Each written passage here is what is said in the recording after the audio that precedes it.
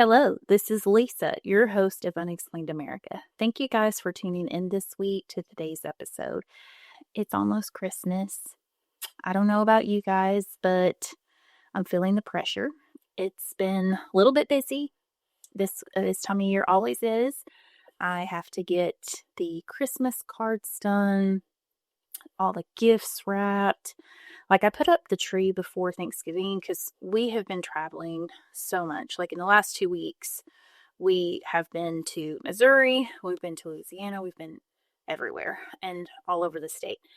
So it's been busy, and the outside of my home is not decorated, and that's bothering me. I don't know about you guys, but I'm not ready yet for Christmas. So I love Christmas.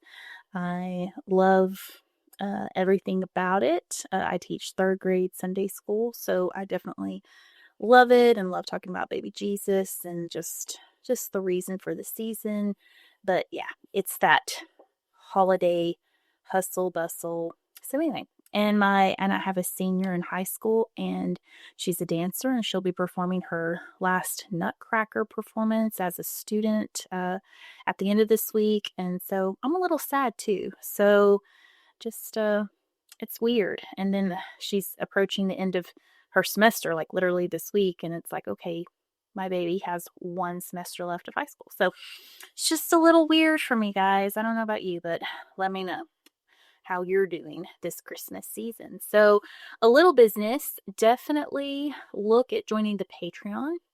I just put out an episode on the Patreon. This is exclusive to Patreon on the Brian Kohberger case, and it is from strictly the perspective of the court documents. We're talking court documents, police documents. That's the perspective on it. And it's going to be a part two, and the Patreon has about 20 to 30 episodes. I can't even keep track of extra bonus material. So go to the show notes, join the Patreon. Definitely reach out to me, leave me a comment. Like, rating, everything that you do helps the podcast. So follow, subscribe, comment, all the things. And I do have merchandise on sale until January 10th. So you can go to the website, unexplainedamerica.com. You can message me directly if you have Cash App and directly purchase. So yeah, look, I've got t-shirts, hats, decals. So yeah, reach out to me. So this episode is a request by my pod listener, Parker, on YouTube. And Parker has been a very great listener and has requested cases in the past. And so this case on Laken Riley's death is a request. And so thank you, Parker, for listening and requesting content. If anyone wants to request content, you just reach out to me and message me through any of the links. And again, all of my information is in the notes, in the show notes. We're going to get started. This episode is hard. They're all hard when it comes to murder. And I'll be honest, especially this time of year, like I was going to do a Christmas murder case the week of Christmas, and I'm not going to do that. So I'm going to pivot and have more unexplained, different kinds of unexplained instead of murder for the rest. Well, I say instead of murder. I mean, I do have a slumber party kind of scary story episode coming out, and then I think I'm pivoting to do a very scary Christmas movie review for you guys, and lots of great episodes coming in January. The big episodes will cover the Green River Killer. Yes, and my friend Kimmy, shout out to Kimmy, she mentioned that evidently he's in prison. He may not be doing so well. So anyway, she had seen something where he was, I don't know. I haven't looked into it. So that will be coming, the Green River Killer. Stay tuned. This case, again, is about Laken Riley. On Thursday, February 22nd of 2024, Laken Riley, a 22-year-old nursing student, she's living in Athens, Georgia. She goes for a jog around 9 a.m., and this was very normal for Laken. She had sent her mom a text right before, telling her she would be jogging. She could call her to talk to her. And then Laken's cell phone calls 911 around 9:11 a.m., and this is Eastern time, and Laken would never be seen alive again, leaving behind a plethora of family and friends, totally grief-stricken, and really a whole community. So I'm going to discuss Laken. And Laken Hope Riley was born on a Thursday. And I don't know why that's chilling to me, because she passed away on a Thursday. She died on a Thursday. Now, she was born on January 10th, 2002. She's a baby. She was born in Marietta, Georgia, a city kind of close to Atlanta. Her parents were Allison and Jason Riley. Her parents do go through a divorce and both remarry, have more children. Laken has half brothers, half sisters, and so forth. Laken does have a very devoted mother, Allison. Allison had remarried. She has a very devoted stepfather, John Phillips. She would have a younger sister there, Lauren, who would say Laken was her biggest role model and that she was the best older sister anyone could ask for. And she remained very close. Laken remained very close to her father, Jason, who said Laken was the light of his world from the moment she was born. Now, Laken has another sister and half-brother. Now, Laken was raised in Woodstock, Georgia. It's a population of around 40,000. It's a little to the north of Marietta, where she was born. She attends River Ridge High School, which is a 6A school with around 1,900 students. So not super huge, but that's large. That's a little bit bigger than the city I live in, where my daughter goes to school. Now, Laken was a member of the cross-country running team. So we talked about running. She was a runner. She ran, and she was very good at it. Her coach would describe her as a beautiful person. She was passionate about her studies, and she was an unselfish teammate.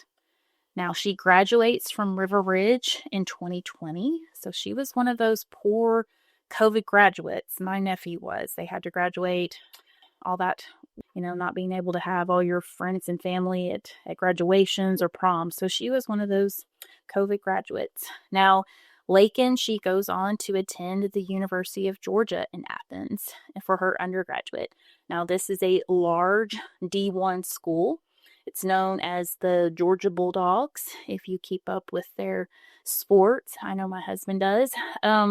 He's not a fan because he is a LSU fan, by the way, but he does watch all of the sports. Now, this school is large. It has a school enrollment, a total enrollment around 40,000. And Athens is a large college town with a population around 126,000.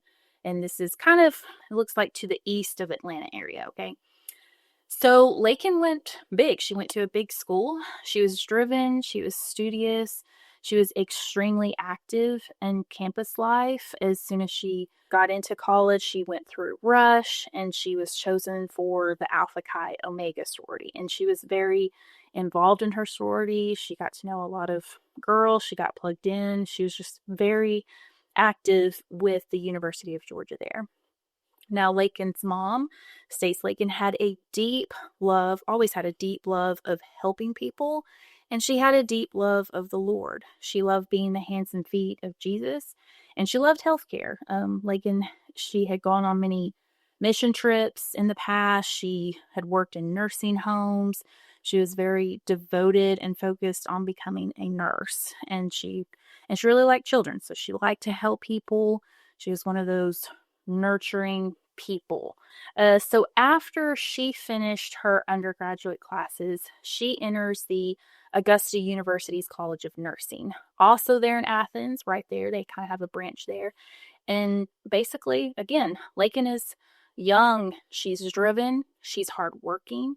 While taking her nursing classes, she makes the dean's list. Like she is doing all the things, and she's doing them all well. Now, in February of 2024, Laken is 22. She's living with roommates. She has a bestie. One of the roommates is a student, and her name is Sophia. And she had actually lived with Sophia for 3 years. She was very close and tight with these girls. Another roommate was Lily, and then there was another roommate named Connolly. And remember, we talked about Laken. Obviously, she is a runner. She ran cross country. Actually, her and Connolly would run together. Running is her thing. that she does about 3 to 5 times a week. Like that's her thing. That's like her release. That's her exercise. That's the thing. And on the morning of February 22nd, and again, it's a Thursday, so Laken decides to go running. And again, this is something that she did all the time, so this is not abnormal to her at all. And again, sometimes she would go running with Connolly, but on this day, Connolly had classes, so Laken was on her own. And so typically when she was on her own, she would put in her AirPods, like some of us do. She does get on her phone. She would talk to her mom or friends, or she would listen to music. So she had her, AirPods in her ear. I call them earbuds, and they just laugh at me. My daughter and my husband, they just laugh. Now at 5:55, Laken, she sends her mother that text. It says, "Good morning, about to go for a run if you're free to talk." So basically she's letting her mom know that she's out and about. And that's another thing. Like she's also, she's got her phone on her. She's doing the things that you would think to keep you safe. And of course she's going on this run that she does like all the time. This is just very normal for her. Now at 9:03 a.m., Laken actually tries to call her mom, but her mom does not answer the phone. Now, the area that Laken is running is part of the University of Georgia's campus, which Laken lived very close to campus, like maybe like 5 minutes away, like extremely close.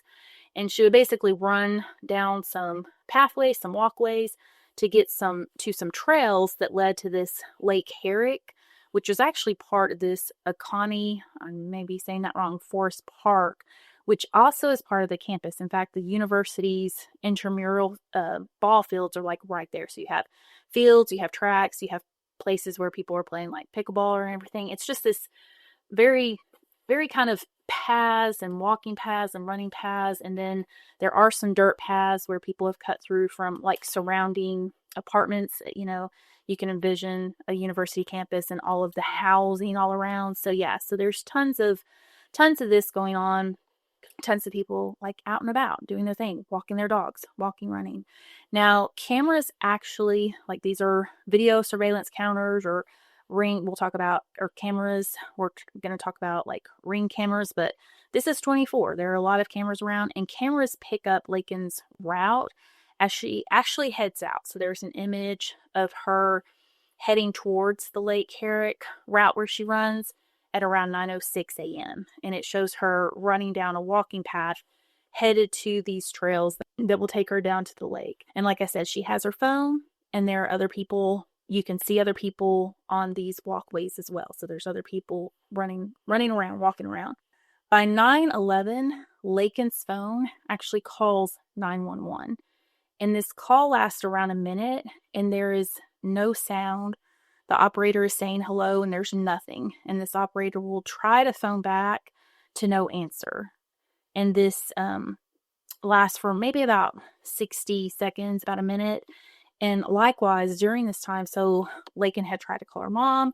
Her mom is trying to call her back, and there are no answers in this time frame. Now, over the next couple hours, Laken's mom, sister, roommates, they're getting concerned, and they're texting each other. They're wondering where Laken could be.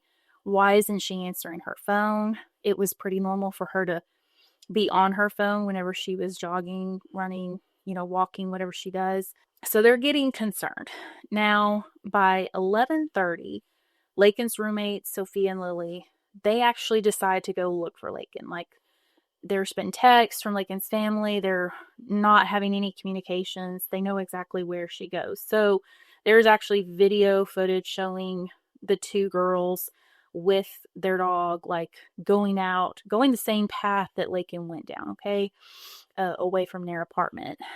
Laken also, she does everything she can to be safe with these jogs and runs. So she has a shared location with her friends and loved ones. So they can actually see her location, and it shows around this trail that she's normally on. So that is the location that they're moving in. Now, I will say that location hadn't moved. Like on their phone, they can be like, okay, she hasn't moved in a little bit. Because this is now 11:30, and that 911 call went out at 9:11. Now, Now, a little side note, that day, AT&T was having one of their outages. And so some of her friends that were AT&T, like the girls, they were affected by this. And it was just kind of certain, you know how the outages work. They kind of, certain people are affected, certain people are not, AT&T users. But Laken was not on AT&T service. Her and her family were not. So Sophia and Lily are seen on the cameras. They're going down the same route. They come across an AirPod. Okay, they come across just on the ground, just one of those white AirPods that Laken would have had in her ear, and they're immediately concerned. They call the police, and I will play that for you. Hi, we're calling because our roommate went out for run and I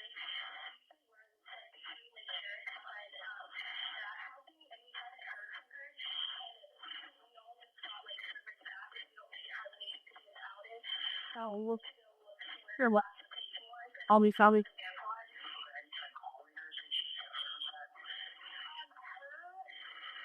Mm-hmm.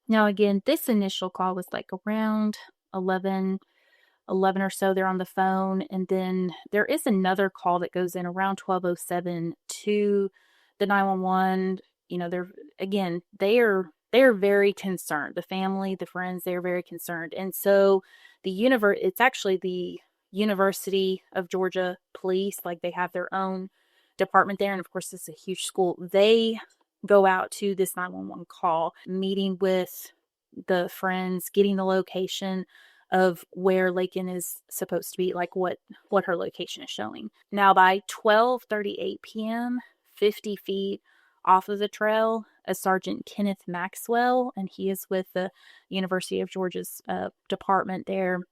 He comes upon Laken's body, and she is lying under a tree. She is half hidden by leaves and debris.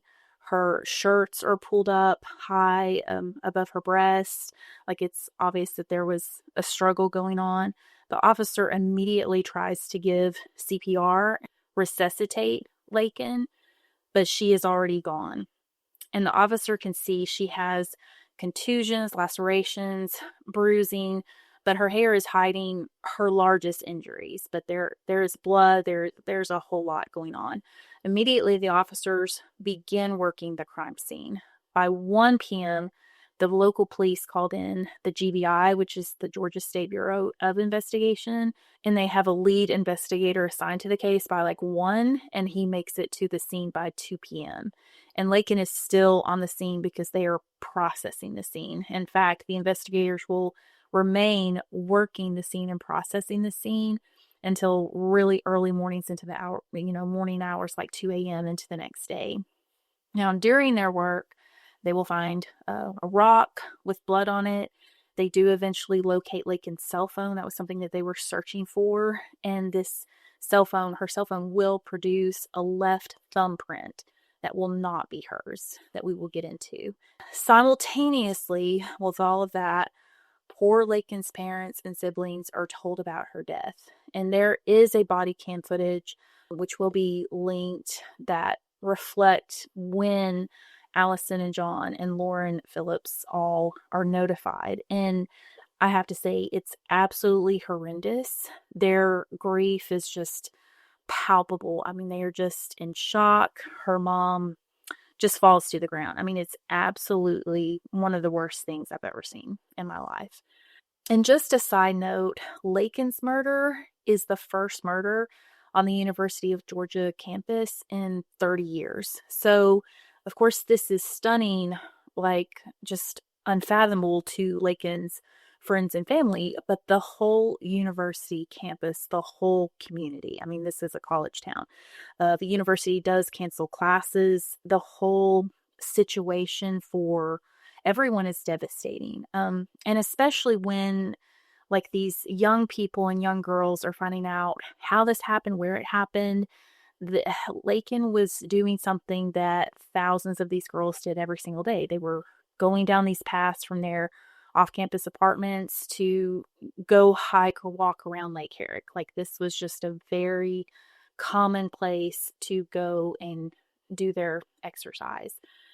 Now, the police and the GBI also immediately begin canvassing the area. So they are cartoning off the whole park, the whole campus, the whole park. They're talking to anyone coming in and out of the park. And of course, they're going beyond the park and into the surrounding apartment areas. They begin pulling right away video camera footages of any cameras in the vicinity of, the path that Laken was taking. They start going through trash bins, dumpster bins, recycle bins, all around this area of the park, like in all of the areas, the apartments around it, just assuming, and rightfully so, that someone would maybe dump something, some sort of evidence. Now, late into the evening of the 22nd, and this is still Thursday the 22nd, the police do come across a blue jacket. And this jacket is in a recycle bin that is close to some apartments, only like a mile away from the area, the Lake Herrick area. And this jacket appears to have blood on it. And there are also long hairs wrapped around the buttons of the jacket, like intertwined in a jacket. And the jacket appears to be ripped in several places. So the jacket obviously went through a struggle. Now, across from this bin, there is an apartment. And just with great fortune, this apartment actually has a Ring doorbell that caught footage of a man dropping the jacket into the bin. And he made this drop around 9:44 a.m. on the 22nd. Now, in the footage, you can see the man, how he looks. He is wearing an Adidas hat. And before placing, like in the footage, he's dumping the jacket, but then he also takes the Adidas hat like off of his head, and you can see him like staring at it, like seeing if there's something on it. And then he places the hat back on his head. So whatever he was looking for wasn't there. Now you see him continue walking, and you can see him actually throwing away other items into bushes along his walking path, the way he's walking. Now, the investigators would see this video footage. They would look for this area that he dumped, and they do find 3 disposable black kitchen gloves. So they're kind of like those gloves you wear for kitchen or cooking. They're black, they're disposable, I guess, latex material. And these gloves will have DNA matching Laken and also matching the assailant. And these gloves were pretty torn up. They had holes in them and such. They had been through it as well, just like the jacket. Now, by the next morning, this is now 8:30 a.m. on, this would be Friday, February 23rd. Now, 2 things are happening at 8:30. One, the police are still working the scenes. Of course, they've worked pretty much all throughout the night on the scene, collecting evidence, finding this jacket. Now, they are working the scene around the apartment complex where the jacket was located. And they do happen to encounter and see a man wearing that Adidas hat matching the person in the Ring doorbell footage. So they're like, okay, we need to talk to this man. Now at 8:35 a.m., at kind of the same time, the forensic pathologist with the Georgia Medical Examiner's Office, and this is actually located in Decatur, Georgia, at the GBI headquarters. Like, that's where they had taken Laken's body for autopsy. So they actually begin the autopsy that morning. This is a Dr. Michelle DeMarco, that she is one of the assistant medical examiners. She has a huge history and experience in autopsy. She had done over like 1,000 autopsies or more. So she is actually performing the autopsy. Dr. DeMarco, she finds that Laken is a white female. She is 5'4". She is 143 pounds or so. Her hands, like she was brought in a bag, in a body bag. Her hands and feet were bagged to protect any and all evidence on her hands, nails, feet, and so forth. Dr. DeMarco states, upon sight, Laken had blunt force trauma to her skull, to the left side of her skull, and she had signs of asphyxiation.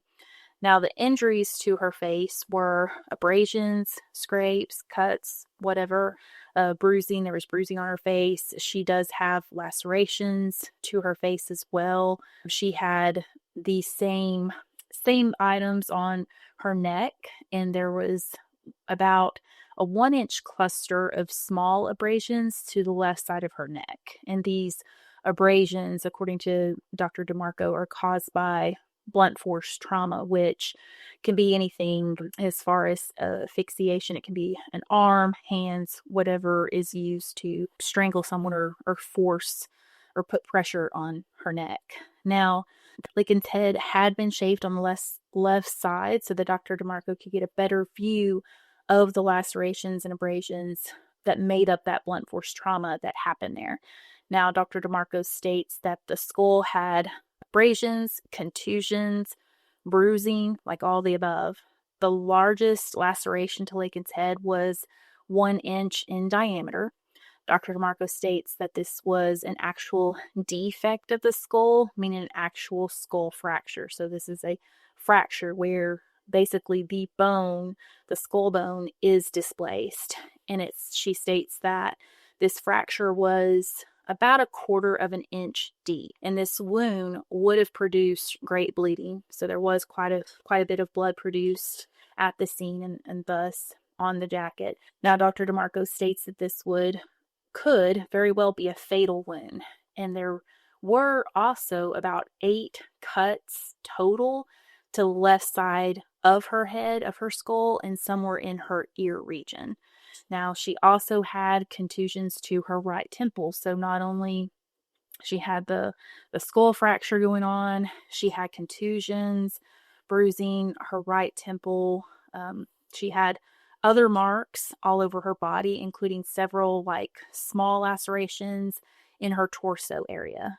Ultimately, Dr. DeMarco would state Laken's cause of death was a combination of the blunt force trauma to her skull and then also asphyxiation. Now, back to the officers who were at the apartment complex.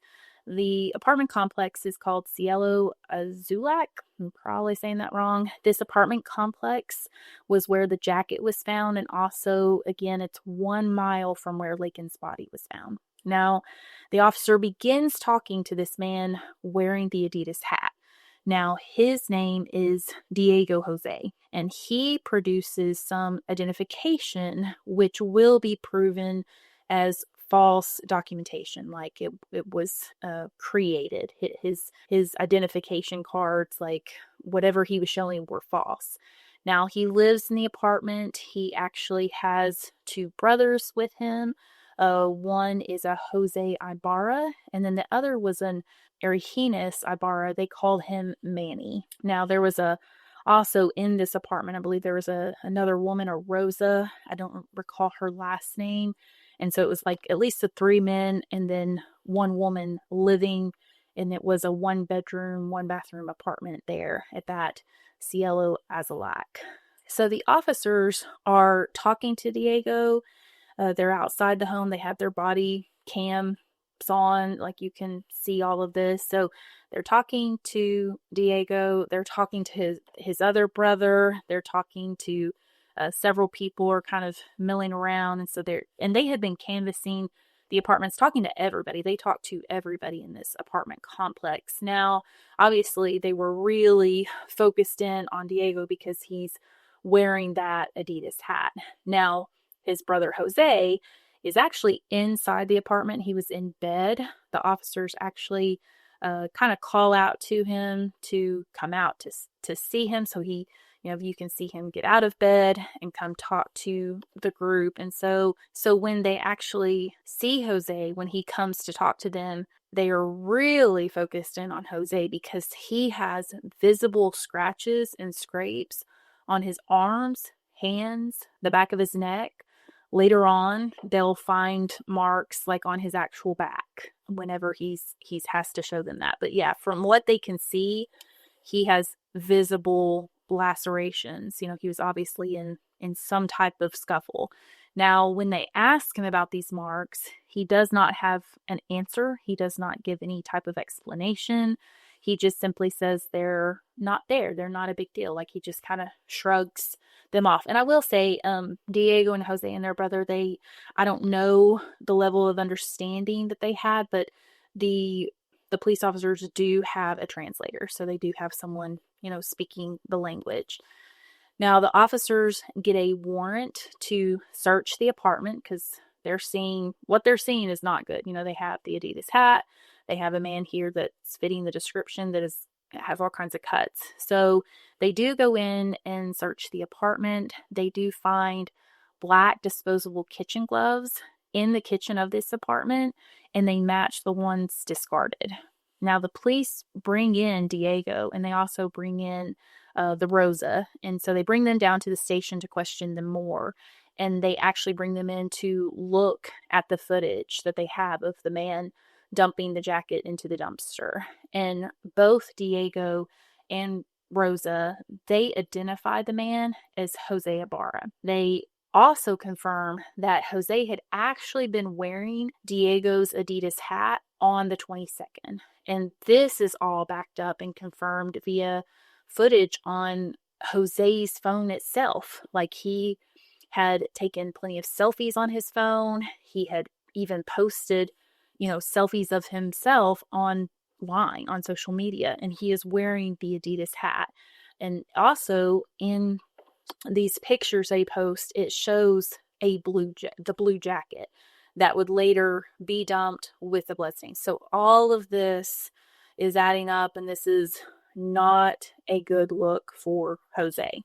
This is all showing very likely that he is definitely the suspect. Now, the police arrest 26-year-old Jose Antonio Ibarra on Friday, February 23rd for Laken's murder. Now, the police immediately hold a press conference discussing the arrest, and that Ibarra did not appear to know Laken. They did not appear to have any type of connection at all, that the crime appeared to be one of opportunity. They also announced that Ibarra was not a U.S. citizen and that he was in the United States illegally. In fact, Ibarra had entered the United States kind of via El Paso, Texas area in 2022. He was actually apprehended, but he was released into the United States. He kind of stayed in a migrant hotel there before making his way actually to New York City. In New York City in September of 23, he is arrested on charges of acting in a manner to injure a child less than 17 years old and motor vehicle violations. So this arrest was actually, he was driving a scooter without a license. He doesn't have any proper paperwork, and evidently he had a child or someone with him on this scooter not wearing a helmet, and this person was, not 17. So by the following month, in October of 23, Jose had actually moved down to Georgia. So he had left New York City and he was in Athens, now living with his brother Diego, who was already there. So basically he had come in to the country, gone to New York City, and was now living in Georgia. So him and Diego were actually arrested for theft at a Walmart during that time frame. So immediately, Laken's death, upon the public finding this out, upon this press conference, this news conference, and obviously her murder that happened on the 22nd, when that came out, this is big news. Well, the suspect being in the country illegally immediately becomes politicized, immediately becomes a national cover story. Like, both sides of the aisles discussing her death, discussing everything about this and all the ramifications, and definitely catapulted her murder just into the national press just right away. And it is covered profusely. And I will say, I when I'm researching, I really like to look at news articles. They're not necessarily extremely helpful, but sometimes they are. And in this case, they really, there was so much just to wade through because of just the politicalness. Like a lot of the articles weren't even about Laken or what was going on. So it was very difficult to just kind of wade through the articles, unfortunately. So, but as much as her death was making national press, of course, the biggest thing on the other hand, especially there in Georgia, but in that community in Georgia, University of Georgia, this campus, I mean, they're holding vigils. Again, Laken was very connected with the university, sorority life, women, and the biggest thing is the crime against women. This was the biggest thing for the reality of the issue was just crime against women. And these women were coming together, holding the vigils, very upset. They did not feel safe anymore. Even though there had been not a murder in 30 years, there were still assaults. There were still crimes against women. And so this Laken's death really prompted for there to be a deep look at that. That is the central issue, like crimes against women, and how do we stop crimes against women? How do we stop this? So both of these issues, there's the political end, there's the sadness, the community strife. Now, Jose is immediately assigned to public defenders. The lead is a Dustin Kirby. The prosecution assigned is a very experienced Sheila Ross. She had a very big career and had won several cases. So she was a very popular prosecutor that was assigned the case. Laken's poor family, they hold her funeral. Like all of this, in fact, happened so quickly. Like this is just absolutely crazy. She's literally found murdered the 22nd. Jose is apprehended the 23rd. Her funeral isn't even until March 1st. So it's just all of this is really hard. And there had actually been another death in the Alpha Chi Omega sorority, unrelated. It wasn't like a homicide or anything. So there were vigils being held for not just Laken, but also for the death of this other individual. Now, the prosecution and the police, obviously, they have Jose in custody. They had enough evidence to arrest him. He is being held in the county jail. He is arrested and arraigned and all of that, but they are still working to continue to build their case, to process all the evidence. There's a lot of evidence going on. Now, they do find that fingerprint found on Laken's phone is a left thumb print that matches Jose, and Jose's DNA is found under Laken's right nails. Now, furthermore, Laken and Jose's DNA, both of their DNA, is found on the blue jacket in the dumpster. And there are actually about 29 of Laken's hairs found on that blue jacket, and they were obviously ripped out. Like, just horrendous, guys. Now, the gloves that were found in the bushes, they also contained both Jose and Laken's DNA. So there is DNA, there's physical evidence, there is so much. And along with all of that evidence, there's all the video and phone footages, the digital footprints that all match up and lead to like Jose's movements kind of surrounding the murder. And it's just an incredibly strong case against Jose. Now, on May 7th, Jose is indicted for more counts. So they initially had him for certain counts. Well, now they indict him for a full 10 total counts. Now, one is malice of murder of Laken. There are 3 counts pertaining to felony murder of Laken. There's kidnapping. There's aggravated assault with intent to rape. There's aggravated battery. There's obstructing a person making an emergency call. There's tampering with evidence. And then there's a peeping Tom charge. Now, this count wasn't regarding Laken necessarily, but there was footage found of Jose peering in a window at another University of Georgia student into her apartment. And this happened the same day as the murder. So basically he did this. It doesn't say if he did this before the murder or after the murder. Now, the initial indictment did not have any charges of rape to them. They just were surrounding the felony murder. Now, the indictment cites that Ibarra pulled up Laken's articles of clothing, like her jacket, her shirt, her bra top, in an effort to rape her. And she actually fended off this rape, and thus he took like a rock and just, basically killed her. Now, the indictment also notes that he disfigured her head by striking Laken multiple times with a rock. The whole encounter for Laken was absolutely just horrific. Now, and she fought so hard. Now, Jose's trial is set for November of 24. There are multiple motions that are being filed by the defense. How they go back and forth between May and November, just right before they're trying to get certain evidence excluded and whatnot. Now, Jose's trial is set to begin November 15th of 24. And I'm looking at this case and looking at other cases, like it is, I don't know, it does seem to go so quickly, but again, he was apprehended so quickly after her death. So it's just amazing. Now, right before the 15th, the defense actually connects with the prosecution, and they request to waive Jose's right to a jury trial. Instead, he wants to have a bench trial, meaning the judge will make the decision of innocence or guilt for Jose, and there will not be a jury. In fact, they were almost ready to actually get the jury in place at this time. So this was kind of interesting that they came back for this. So the trial does begin on November 15th.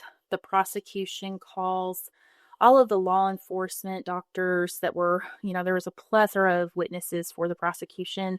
They called 28 witnesses, and they do focus on all of the plethora of physical evidence left behind by Jose. I mean, there was an insane amount of evidence. Now, the defense calls 3 witnesses, and the total focus of the defense was actually to push blame and to cast doubt and state that Diego's brother, or Diego, Jose's brother, did it. So basically, Jose's defense is to blame his brother, by the way. And I will say, during this trial, you can watch the entire trial. I think it's like about, I want to say 5 hours of footage. So you can watch the trial. It was videoed and put out there. You can see that Jose in the trial is wearing headphones. So again, clearly there is some language barriers there. And so he does have a translator thing going on. So, but you can also see that he has no expressions. And quite frankly, at some points during the trial, he looks bored. Like it's like putting him off, to have to like sit there. I mean, seriously, like there's just definitely zero remorse going on that face. I mean, it is just boredom and why am I here type of situation. Now, by November 22nd, there are the closing arguments, and then Judge Patrick Haggard renders a guilty verdict to Jose. So he listens to the closing arguments. I believe he comes back within about an hour or so and does render a guilty verdict. By the next day, there are impact statements from Laken's family, and I will share her mom Allison's impact statement now. Your Honor, on February 22nd of 2024, our family and friends were given a life sentence without a chance of parole. Jose Ibarra took no pity on my scared, panicked, and struggling child. There is no end to the pain, suffering, and loss that we have experienced or will continue to endure. On that horrific day, my precious daughter was attacked, beaten, and shown no mercy. She fought for her life and dignity and to save herself from being brutally raped.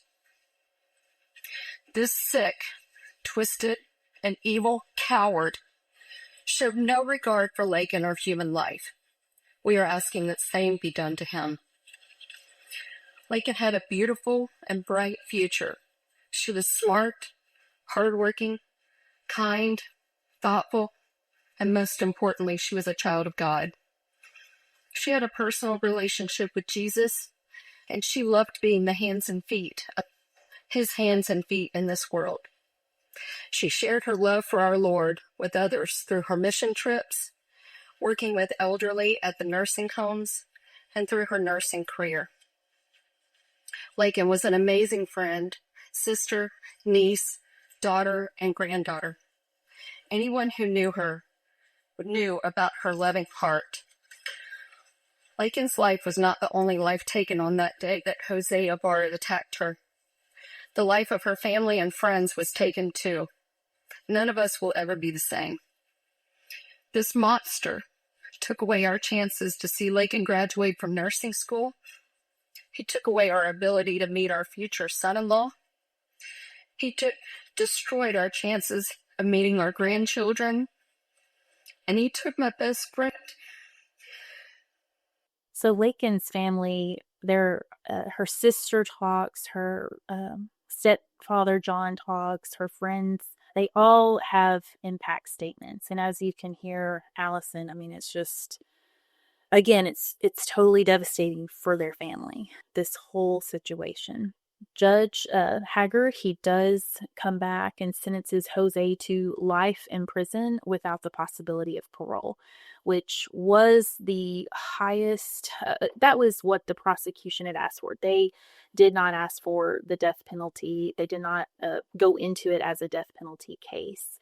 Right away, Laken's death was politicized. I will say that. Now, immediately upon her death, I want to say by March, there was actually a Laken Riley Act that was passed by the House of Representatives.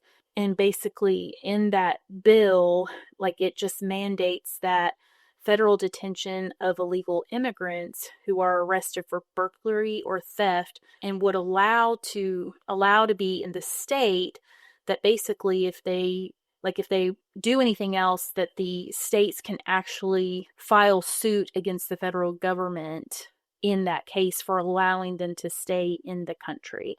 So basically what happened was, Jose and Diego, they were arrested for that burglary and such, and they were allowed to remain, in the United States, even though they weren't there lawfully. So this act actually was signed as a bill in January of 2025.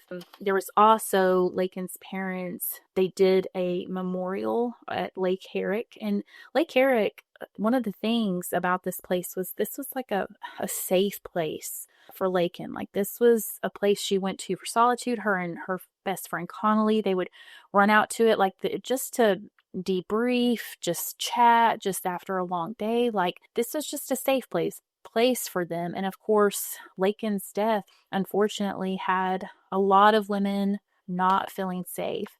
And unfortunately, that happens way too much.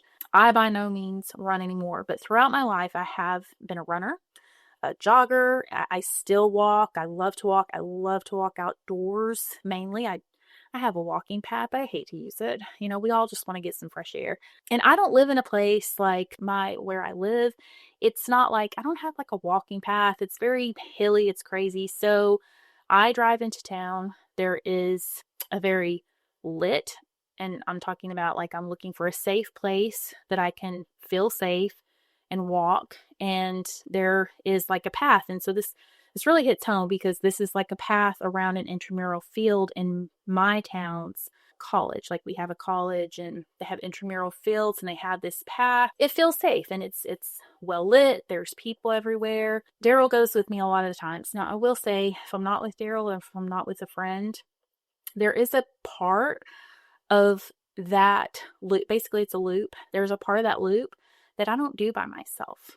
And that's a very sad thing that women have to think about. I won't do it.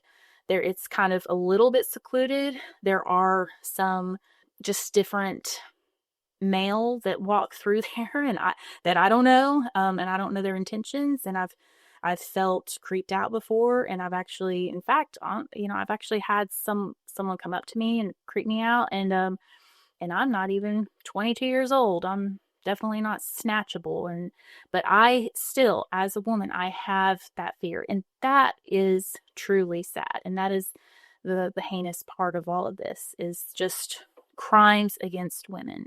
Such a sad case, and I definitely feel for Laken's parents. Okay, just a little side note. Now, Diego and Jose's other brother, Manny, I will say they are arrested. So they are arrested and detained for just having illegal documents after this situation. And to my knowledge, they're still working out that like they haven't been deported or anything, but they're still in the court systems or imprisoned or whatever. I can't remember if it was Manny or Diego that pleaded guilty, and one of them pleaded guilty, one of them pleaded not guilty. And so just kind of a little side note to that. And I do not know about the Rosa. So, but just to kind of let you guys know, I did.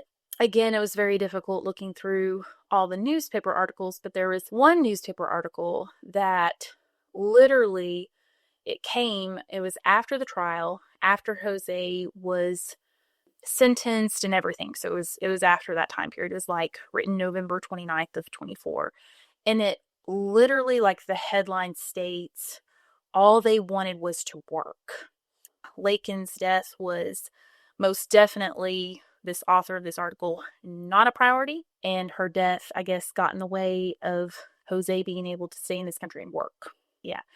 That was shocking on all levels. So this case was shocking. And then the coverage after this case is just quite shocking on some levels. Some of the coverage, I will say, most of the coverage was actually pertaining to the facts of the case, but not everything was. So yeah, so this case brought me down a little bit. So again, the rest of December, you will be getting some, maybe not murder crime scene episodes, okay? So we're gonna keep that light, and then we'll go to the very dark Green River Killer in January. So I think we all need a little time. Thank you so much for listening. Please leave a comment. Let me know whatever you're up to this Christmas season.